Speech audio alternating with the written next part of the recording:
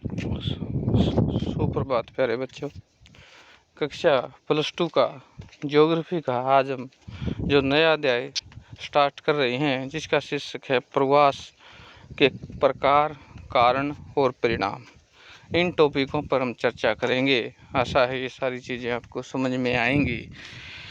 और इससे पहले हमने जनसंख्या के वितरण, संगठन और घनत्व के बारे में बात की थी, वो भी आशा है आप सबको समझ में आ गई होंगी।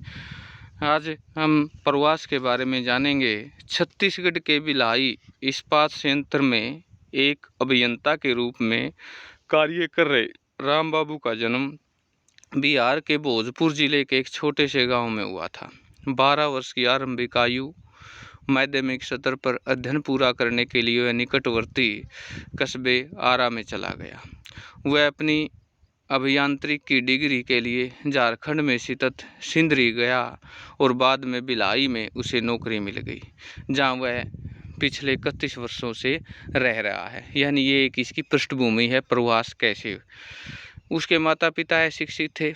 उनकी आजीविका का एकमात्र स्रोत कृषि होने के से वाली अल्प आय थी। उन्होंने अपना सारा जीवन उस गांव में गुजार दिया। राम बाबू के 3 बच्चे हैं, जिन्होंने अपनी माध्यमिक स्तर की शिक्षा भिलाई से प्राप्त की और फिर उच्च स्तर शिक्षा के लिए विभिन्न स्थानों पर गए। पहला बच्चा इलाहाबाद और मुंबई में पढ़ा और वर्तमान में दिल्ली में एक वैज्ञानिक के रूप में काम कर रहा। दूसरे बच्चे लड़की में के रूप में उसे अपनी उच्चतर शिक्षा भारत के विभिन्न विश्वविद्यालयों में ग्रहण की और वर्तमान में वह संयुक्त राज्य अमेरिका में काम कर रही है। तीसरी अपनी पढ़ाई पूरी कर शादी के बाद सूरत में बस गई। यह कहानी केवल राम बाबू और उनके बच्चों की नहीं, ऐसे गमागमन अधिक से अधिक वैश्विक प्रवृत्ति वाले बनते जा रहे हैं। यानी इंसान क्या है, काम के सिलसिले में, बिजनेस के सिलसिले में कहीं पर भी जाकर बस जाता है। लोग एक गांव से दूसरे गांव, गांव से शहरों, छोटे शहरों, बड़े शहरों, एक देश से दूसरे शहर में जा रहे हैं। अपनी पुस्तक मानव भूगोल के मूलभूत सिद्धांत में आप प्रवास की संकल्पना की परिभाषा को पहले ही समझ चुके हैं। यानी ये चीज़ें हम पहले भी जान पाए हैं। प्रवास धिक और काल के संदर्भ में जनसंख्या के पुनर्नियंत्रण वितरण का भिन्न अंग और एक महत्वपूर्ण कारक है।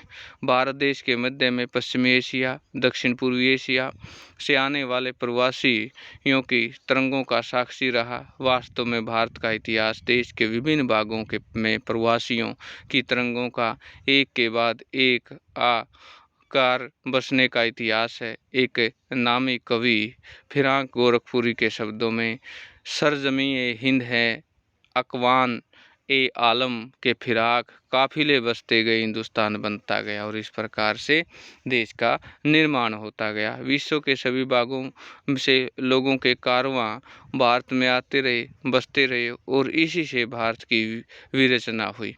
इसी प्रकार भारत से बहुत बड़ी संख्या में लोग बेहतर अवसरों की तलाश में विभिन्न स्थानों, विशेष रूप से मध्य पूर्वी और पश्चिमी यूरोप के देशों में, अमेरिका, ऑस्ट्रेलिया और पूर्वी और दक्षिण पूर्वी एशिया में प्रवास करते रहे। भारत का प्रसार कैसे हुआ, इस बात पर उपनिवेश काल में ब्रिटिश शासन के दौरान अंग्रेजों द्वारा उत्तर प्रदेश, बिहार से मॉरिशस, कैरेबियन द्वीपों, ट्रिनिडाद, टोबैगो, गुयाना, फिजी, दक्षिण अफ्रीका, फ्रांसीसी जर्मनों द्वारा रियूनियन द्वीप, गुआडेलोप, मोर्टेनियन, सूरीनाम से फ्रांसीसी तथा डच लोगों के पुर्तगालियों द्वारा गोवा, दमन और दीव में अंगोला, मोजाम्बिक अन्य देशों में करारबंद लाखों श्रमिकों को रोपण कृषि में काम करने के लिए भेजा गया था।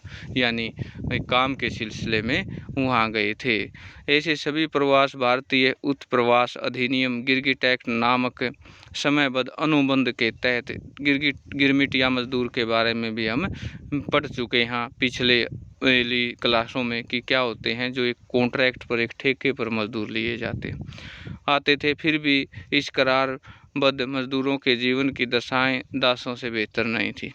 प्रवासियों की दूसरी तरंग नूतन समय में प्रवासियों, शिल्पियों, व्यापारियों, फैक्ट्रियों, मजदूरियों के रूप में आर्थिक अवसरों की तलाश निकटवर्ती देशी Thailand, Malaysia, Singapore, Indonesia, Brunei इत्यादि देशों में व्यवसाय के लिए यह एक प्रवृत्ति अब भी जारी है। 1970 के दशक में पश्चिमी एशिया में हुई सहसा तेल वृद्धि द्वारा जनित श्रमिकों की मांग के कारण भारत में अर्ध कुशल और कुशल श्रमिकों का नियमित बर्मा प्रवास हुआ। कुछ बर्मा प्रवास उद्यमियों, भंडार मालिकों, व्यवसायियों का भी पश्चिमी देशों में प्रवास हुआ। प्रवासियों की तीसरी तरंग में डॉक्टरों, अभियंताओं 1960, सॉफ्टवेयर अभियंताओं, प्रबंधन परामर्शदाताओं, वित्तीय विशेषज्ञों, संचार माध्यम से जुड़े व्यक्तियों 1980 के बाद अन्य समाविष्ट थे, जिन्होंने संयुक्त राज्य America, Canada, United kingdom, Australia, New Zealand, Germany इत्यादि के प्रवास किया। इन व्यवसायियों ने सर्वाधिक शिक्षित, उच्चतम अर्जन करने वाले सफलतम समूहों में से एक होने की विशिष्टता का आनंद लिया।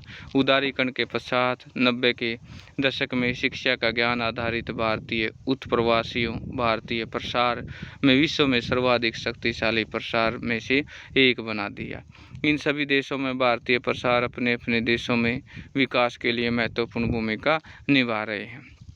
प्रवास होता क्या है, इसके बारे में हम पढ़ेंगे कि प्रवास होता है, आप भारत की जनगणना में पहले ही परिचित हैं। इसमें देश के प्रवास के संबंध में सूचना होती है। वास्तव में प्रवास 1881 ईस्वी में भारत की प्रथम संचालित जनगणना से ही दर्ज करना आरंभ कर दिया था।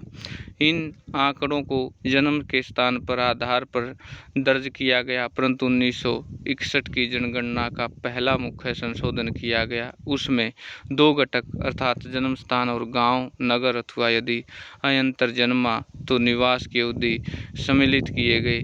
इसके बाद 1971 में पिछले निवास स्थान की गणना के स्थान पर रुकने की अवधि के सूचना को समाविष्ट किया गया। प्रवास के कारणों पर सूचना का समावेश 1981 की जनगणना में किया गया, जिसका क्रमिक जनगणनाओं के संशोधन किया गया। जनगणना प्रवास में निम्नलिखित प्रश्न पूछे जाते हैं। क्या व्यक्ति इसी गांव अथवा शहर में पैदा हुआ? यदि नहीं तो जन्म स्थान कहाँ है, ग्रामीण नगरीय स्थित, जिले में, राज्य और नाम से यदि बाहर से बाहर का है तो जन्म का देश का नाम की सूचना प्राप्त की जाती है। क्या व्यक्ति गांव से शहर में कहीं से आया है? यदि हाँ तो निवास के पूर्व स्थान, सतर, ग्रामीण नगरीय जिले, राज्य का नाम और यदि बाहर से बाहर का है तो देश के नाम के बारे में प्रश्न पूछे जाते हैं। इसके अतिरिक्त पिछले निवास स्थान में प्रवास के कारण गणना स्थान निवास की अवधि पूछी जाती है। भारत की जनगणना प्रवास को गणना के 2 आधार दी जाती है। जन्म स्थान, यदि जन्म का स्थान गणना के स्थान पर भिन्न हो तो इसे जीवन पर्यंत प्रवासी नाम दिया जाता है। निवास का स्थान, यदि निवास पिछला स्थान गणना के स्थान से भिन्न है तो इसे निवास के पिछले स्थान में प्रवासी के रूप में जाना जाता है। क्या आप भारत की जनगणना प्रवासियों के अनुपात की कल्पना कर सकते हैं? 2001 की जनगणना के अनुसार देश में 102.9 करोड़ लोगों में से 30.7 करोड़ यानी 30% रिपोर्ट प्रवासियों के रूप में की गई। अपने जन्म के स्थान पर लग रहे, यद्यपि निवास पिछले संदर्भ में यह संख्या 31.5 करोड़ प्रतिशत थी। तो प्यारे बच्चों, यहाँ पर जो महत्वपूर्ण बात है वो ये है कि प्रवास किसे कहते हैं, प्रवास की क्या परिभाषा है, प्रवास किन कारणों से होता है। आज के लिए जो महत्वपूर्ण नोट्स है वो ये बनेगा कि प्रवास का विस्तार पूर्वक वर्णन कीजिए, इसके घटक, इसके कारण और ये प्रवास क्यों होता है, इस पर आज